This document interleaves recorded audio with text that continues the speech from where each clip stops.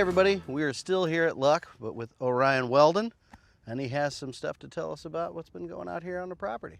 We are a regenerative agriculture farm. The name of the farm is Teraporeza, and we've been operating here at Luck Ranch for a little less than a year. We were invited here by the Nelsons to do what we do, which is use livestock through regenerative agriculture to restore land. Here in Central Texas, a lot of the land has been highly degraded, basically overgrazed by cattle and sheep and goats for 100 years, 150 years. Luckily, it can be reversed. That's one of the greatest powers of regenerative agriculture, is not just producing a better way to better food, but using it to restore land. Just on the other side of the driveway here, that's what we've already done. So the starting conditions were like this, where we have few plants, bare earth, not a lot of good soil, not a lot of water infiltrating. And then on the other side of this driveway, we've actually rotated the pigs through this whole swath amongst the cedar trees and everything. This is wheat and rye and barley, and we are using these to protect the soil, but also as nurse plants for the native seeds that we've brought in. The pigs come in here and they dump a lot of manure and urine that are nutrients for all that microbiota in the soil.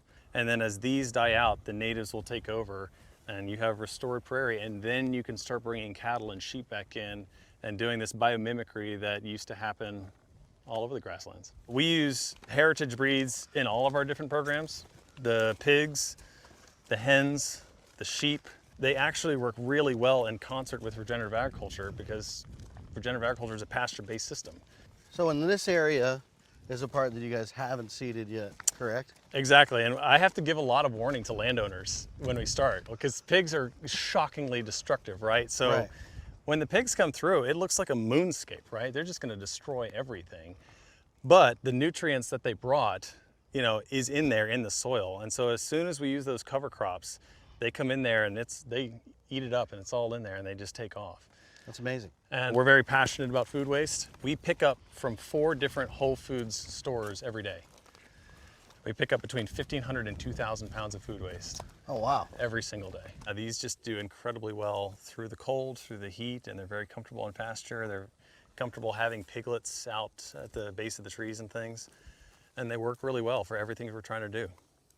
We're trying to change food and show that it can be done and it's scalable. Orion, thanks again for the information. You're very welcome. Next up, we have a panel with Sid Miller, Texas's Agricultural Commissioner.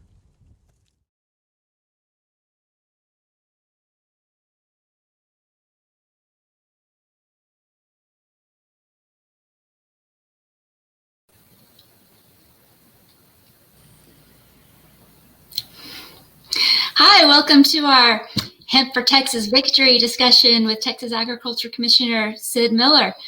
He's been our Hemp for Texas Victory discussion with Texas Agriculture Commissioner Sid Miller. He's been our commissioner since 2014. He's an 8th generation farmer and rancher. He's served in our he started his political career in the legislature in 2000. He presides over 130 programs, including food and nutrition. That includes 5 million school meals, consumer protection, that includes pesticides, rural health care, that's about 191 rural counties. He's president of the U.S. Southern Trade Association, which is 18 states that promotes Texas companies around the continent, around the globe. They go to Cuba, Ecuador, Argentina, Israel, China, every continent except for Antarctica. It's a little bit cold down there. He runs the famous Go Texan program, which promotes Texas companies and communities around the world. And a fun fact is there's a NASCAR Go Texan team. He's a former teacher and a rodeo champion with 12 titles. Finally, he's a businessman who breeds and trains American quarter horses, and he runs a 120-acre commercial tree farm. So he's not a clerk sitting behind a desk pushing paper. Whenever I talk to him, he's coming back from hauling hay or roping cattle or dealing with some more thornier issues, such as securing COVID vaccines for counties that have not been allowed any, or trying to get school lunches during shutdowns when kids couldn't get any lunches. So he's often advocating for folks that have been slighted or forgotten. As commissioner of this great state, he's got a lot of people to think about. So, Commissioner, please tell the audience about a little bit more in depth about the economics of the agriculture department. Okay, well, thank you, Lisa. It's good to be with you. Thanks for everyone that's joining in. Texas Department of Agriculture is. Thank you, Lisa. Good to be with you. Thanks for everyone. It's a large job. We have over 130 statutory functions that we perform for the state of Texas. Lisa mentioned that we're the Consumer Protection Agency for the state, so we oversee all the pesticides, all the weights and measures like scales and anything sold by volume or length or height. We used to do the fuel pumps. We're in charge of rural health care in 191 counties. I believe she mentioned that. We run the marketing program for the state. We're kind of the Chamber of Commerce with the Go Texan program. But agriculture has always been the glue that's helped our state together from its very earliest years all the way up through the Longhorn cattle drives. The economy in Texas has always been driven by the agriculture industry. We're only second to the oil and gas industry, but 1 in 5 jobs in this economy have always been related to agriculture. We have a big footprint. We lead the gas industry, exports, jobs, cattle, cotton, wool, mohair, sheep, goats, hay. The list goes on and on and on. Just to give you a quick idea of how big agriculture is, and Laredo, Texas has now become the largest port in the United States. In one day between the state of Texas and the state of Tamaulipas, Mexico, there will be 14,000 trailer trucks go back and forth through those ports. Some days that's upwards of $1 billion in trade. So you can see just how big that the agriculture exports are for our state. When and how did hemp come to your attention? Well, hemp was never been on our radar. We could not participate in the original hemp program, which was the 2014 Farm Bill, because our state law forbid it. It was listed as a narcotic, so it was off limits. We could not grow hemp, so we're behind many other states. They've been growing it for 4 to 5 years prior to us. But in the last legislative session, those restrictions were removed. There was a new farm bill implemented, 2018 Farm Bill. And so we just completed our first hemp crop in Texas in several decades. We are probably going to end up being the leader in hemp once we get up and rolling and get our processors here and get a good solid market for it. There's a lot of things holding back some of the growers that the tools that they're used to conventional farming, a 160 acre pivot. Hemp is not quite there yet. We don't have any chemicals or herbicides or pesticides that are labeled for hemp. So they don't, they have to conventionally remove the weed pressure and the insects and the disease pressure. They can't use their typical tools. So that keeps a lot of them from getting in. For the most part, with some exception, there's not traditional crop insurance. So that's another drawback for our farmers that we're hoping to change. There's other things like lending institutions aren't familiar with it, so they're a little overcautious in some cases. And they're used to taking their crops to the granary or to market and being easily to sell them and get a price for the crop. Taking the corn to the grain mill or hauling the cotton to the gin. Well, we're just not quite there with hemp yet, but we will get there. Our first year, we didn't do too bad. We had about 1,200 growers. We had over 5,500 acres of field crop. The amazing thing, Lisa, we had over 12 million square foot of greenhouse production, and that was only about less than 200 greenhouses. So we got some Texas-sized greenhouse operations in this state. And, of course, we're re-upping those new registrations, new licenses are coming back in. And it looks like this year is going to be bigger and better than the last. Well, how'd you educate yourself on hemp to begin with? Well, my philosophy of running a department, running my businesses, I try to surround myself with people a lot smarter than me and let them tell me what I should be doing. So no one had any experience in hemp. I certainly didn't. I do now. Actually, I planted a few acres last year so I could, learn and educate myself and feel like I know what I was talking about when I was talking to hemp farmers. So I've done that and harvested the crop. So I decided to form a hemp advisory council. And I needed to put a kind of a real wide cross section of people on that, make sure we covered every aspect of the industry. We'll start off with, I had to have some legal advice. So I secured the best in the world when it comes to cannabis and hemp. Lisa Pittman, of course, was one of the first persons I appointed to the board. But we needed more than just legal advice. Obviously, I needed some growers on there. I needed some seed experts. I needed some producers. I needed some manufacturers. I needed some people from the processing industry. I even realized that I needed people like from the transportation industry, because transporting this and all the travel manifests can get you a little sticky if you're not, if you don't know what you're doing. We had people from the security industry. I had law enforcement on there because they needed to be involved. They needed to have a say. How are we going to do this?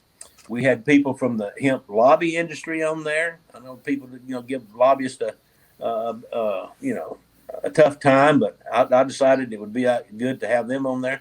I had heads of the hemp associations. There's several of those in Texas. We invited those to come on the board. Those associations and how they represent their members had some really good input. I had the co-chairs, Tom Pickens and Eloise Frischkorn headed that up. And so we put all those great minds in a room, and we put together a plan. My philosophy of managing government is a limited government view. I wanted to do as little as possible, put as little burden and oversight and regulation as possible on the hemp farmers and the processors and producers. So basically, we took what was required in the 2018 hemp bill, and that's what we went with a few exceptions. So we were actually the first state to operate under the 2018 hemp bill. A lot of them were still operating and have not switched to the 2018. They were allowed to continue to operate on the 2014 Farm Bill, which actually was much broader and more lenient and much more advantageous. But we didn't have that option because we were never under the 14 Farm Bill. So that's kind of the genesis, how I came about formulating and setting up a system for hemp to be able to thrive in Texas. Yeah, so the audience will understand there was a 2014 Farm Bill that allowed certain states to operate very limited experimental programs if they so chose. So explain what the 2018 Farm Bill was and why Texas waited for that to start its program. Well, 14 allowed, basically, you could form a partnership, and it would be like a research permit. Is the easiest way to explain it, I guess. And you could partner with an state agriculture agency or a research university. And so they were gathering information on this crop. So it was very limited. The 2018 pretty much just threw it open and said, all right, you don't have to partner with a research university. We're going to let the state departments of agriculture run it. If they don't want to run it, the federal government will run it. So it was, I know my farmers because we interact with them every day. I didn't have to ask them, but I knew that they did not want any federal agencies coming on their farms telling them how to farm. They'd much rather have my people out there. My people live in those communities. That most of them are farmers themselves. So that's when I decided that we would take on the hemp industry and get it up and running here in Texas. We had some challenges, though. So you've become quite a champion of the hemp industry. And when you took this on, were you worried at all about spending your political capital on this issue, given that, after all, it is the cannabis plant? Well, I think people were a lot of shocked that I embraced it and went after it as hard as I could because, I don't think it's a secret, but I am a conservative Republican. A lot of Republicans are not receptive to growing cannabis. But this is not dope. This is rope. I mean, this is agriculture product. I don't have a problem with it. And my job as agriculture commissioner is not to pick winners and losers. My job, as I view it, is to pick winners and more winners. So if this gives our farmers another tool to make a profit on their farm, or another tool to allow crop rotation to improve their soil, or just another tool in their toolbox to help make financial decisions for the livelihood of the operation, I'm for it. We're going to do it. Now, we had some real challenges. The legislature appropriated money for the Department of State Health Services to oversee the production end of it. Once it became, in the food system, we were all allocated $0 to get the program up and running. So that's very, very difficult. We're still struggling with that to generate enough money to keep the program running. So we basically just had to start the program with no assets, no money in the bank, no way to fund it. But we found a way to do that. I like to say, hey, we're just a bunch of rednecks over here, and rednecks know how to fix anything with nothing. And so that's basically what we did. We fixed it with nothing. So we got it up and running. The legislature gave us 60 days to turn a license around. When you applied for your license, it was mandatory that we not be messing around, that within 60 days we had to issue your license. Now, we launched on March the 16th. March the 19th, we were told to vacate the building, that we were going in full COVID mode, and that we would not be able to, come to work.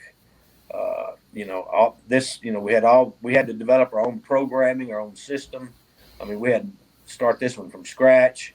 I didn't want any paperwork, so I wanted all this to be online, be able to take credit cards online. We'd never done that before. So my people had to transition from coming in the office to trying to figure out how to do this from their front seat of their pickup or from their home. But they did that. They did a good job. As far as the 60-day turnaround, our average turnaround for a producer to get his license, if he gave us all the information correctly, was 48 hours. So I was very, very proud of my personnel, the way they handled that under very adverse situations. At the same time, we had a lot of other stuff going on because of the pandemic. We were going through the sunset process. Even without the pandemic, that's a very stressful, intricate, labor-consuming process, from all my employees. And then, of course, we run the nutrition programs you mentioned. We had to transition from feeding 5 million school meals each day in the cafeteria to figuring out how to feed those kids while they were at home. So very proud of my people. We got it up and running. Very little, we had a few glitches, but nothing major. And very proud of them. Now, we strive real hard, Lisa, to educate our farmers and our producers, people that want to put in this crop. I produced 2 very in-depth videos to try to help the farmers. I think we produced 13 pages of frequently asked questions about how to grow hemp, and all the what ifs and whys and where do you and why not and all of that is in there. And we still have that up. We're updating that daily. We're in the process of making a 3rd video, now that we've got some experience behind our belt and we've learned even more than what we knew. So that's kind of where we are and how we got to where we are today. Well, having represented folks getting registered in the program, I was shocked at how seamlessly it worked. So y'all did a really great job. Did you have any concerns getting started from a farming perspective, given that these seeds and such were coming from other climates to be planted in Texas? Well, we had heard all these horror stories, and this, like any other business, it's got its bad actors, and we'd heard stories. So we wanted to make sure that we did what we could to protect the Texas farmer. So we do have a seed registry. We do not have a seed certification program because there's no way to do that because we don't have any history. Once we get some history, we can certify the seed, and we're working to that end now. None of our universities had any research, so there's basically what we did. If the seed had to come from outside Texas, so if we would certify the seed, if it was a certified seed in another state, we did reciprocity on that. So if another state recognized it, than we did too. So you can go on our website and see all of the approved varieties that are approved to grow in Texas. What do you think Texas is going to lead in regarding hemp, given that other states are also perfecting their hemp trade? Well, everybody, this first crop was looking towards the CBD oil end or CBG oil, the oil end of it. I think we're going to transition, and it'll take some time, but I think eventually where this is going is to the industrial side, the fiber side. Texas is suited with our a lot of our, thousands of, 10,000 acre fields, circle 18, 10, 15, 20 circle pivots. We're more suited for the fiber growing, much like hay. Farmers are, our farmers are used to farming with big equipment and covering lots of acres, and are not used to doing hand labor, with hand weeding and hand harvesting. That's just not what we're used to. We've had a lot of that this time. Like I said, we had over 5,500 acres of that, but most of that was not fiber production. So as we get a market for the fiber, as these plants get up and running, I look for them to contract with farmers to grow X amount of tons of fiber. And I think we're not there yet, but I think that's eventually where we will go. There'll always still be a market, boutique market for the oils and the CBD products. What's it going to take to build out that industrial hemp supply chain? Well, we have to have several things. First, you have to have a farmer that's willing to take the risk. And the reason, you have to give him a reason to take the risk. And what he wants to know is he has a market for it and that he's going to get paid. So to do that, we have to have the processing facilities, the people that will contract it. And those need to be, in my opinion, close proximity to the growing area, just because of freight costs. Fiber is big, it's heavy, it's bulky. It's not sold by the teaspoon or the pound. It's sold by the ton, and so it would be much like, selling hay, and it's the biggest, a lot of times, the transportation cost of getting that to the processor eats up a lot of the profit. Well, these processing plants can cost millions of dollars to build, so we need to attract businesses to Texas to build them. So tell the viewers all of the things that Texas does to attract business to the state. Well, and we've attracted those. Some of them are in the process of buying real estate. Some of them have bought real estate that they're retrofitting. We're getting there. We're not have them all as many up and running as we'd like today, but Texas is attractive. We've always kind of been the shining light on the hill when it comes to attracting businesses. We're still that way. Maybe not as much as we used to under this administration, but we've always had, we still have about 1,000 people a day moving to Texas, and they're coming here for a friendly business climate. We have predictable regulation. I mentioned that I wanted to try to keep regulation to a minimum. That's kind of the general Texas philosophy. So we're not going to ever over-regulate you and your business, and it doesn't matter really what kind of business you're in. We're all that way. We have basically a low tax state, no income tax. We like that. We're not a litigious state. We don't have lawyers running around chasing ambulances and things like. We've limited that to a reasonable amount. I mean, you can certainly have your day in court if need be, but we don't have a lot of the frivolous cases being filed that you'll see in some of the other states. We have a pretty readily and well-educated workforce here that draws a lot of people. And I'll just tell you, people just want to be Texans. They can't help it. Everybody they just love everything about Texas. We have a certain swagger. We just think that's just the way normal people should walk. But being a Texan is special. And, when people come to Texas, they just don't leave. They stay here. And so you're right. Texas is an attractive place to come do business. It sure is. You know what, Commissioner, we've discussed this, numerous times. I know our viewers would like to know what your position is on medical marijuana. Well, and I think I was quoted in some article, hey, if it'll help your toothache, I'm for it. You know, it just doesn't make any.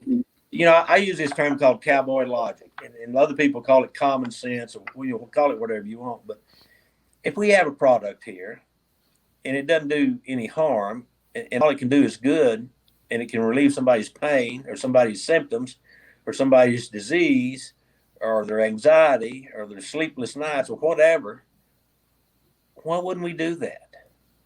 It causes no harm. It only causes good.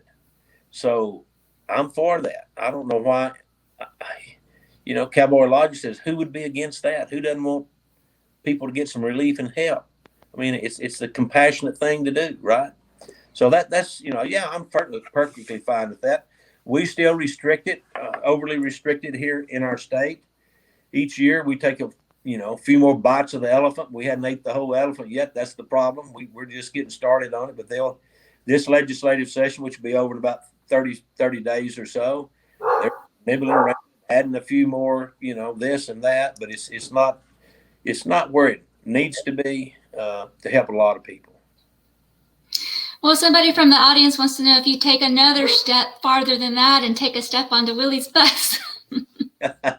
On Willie's bus? I've never been on Willie's bus, but I would certainly, who doesn't like Willie Nelson? He's a Texas icon. We're glad to still have him around. Well, and, this is in celebration of his birthday, so I'd like to wish him happy birthday. How about you? Well, absolutely. This is, they're in Austin. They have Willie Wednesday, but this is Willie's birthday. So even though tomorrow is Wednesday, we're going to have Willie's birthday today. So God bless you, Willie. I think you're 88 years young, and I hope I'm still going as strong as you are when I'm 88. All right. Well, thanks so much. Any last words, Commissioner? Well, I appreciate you having us on today. I appreciate the interest in this crop. We're going to keep moving forward. If anybody has any good suggestions how we can improve the hemp industry in the state of Texas, get them to us.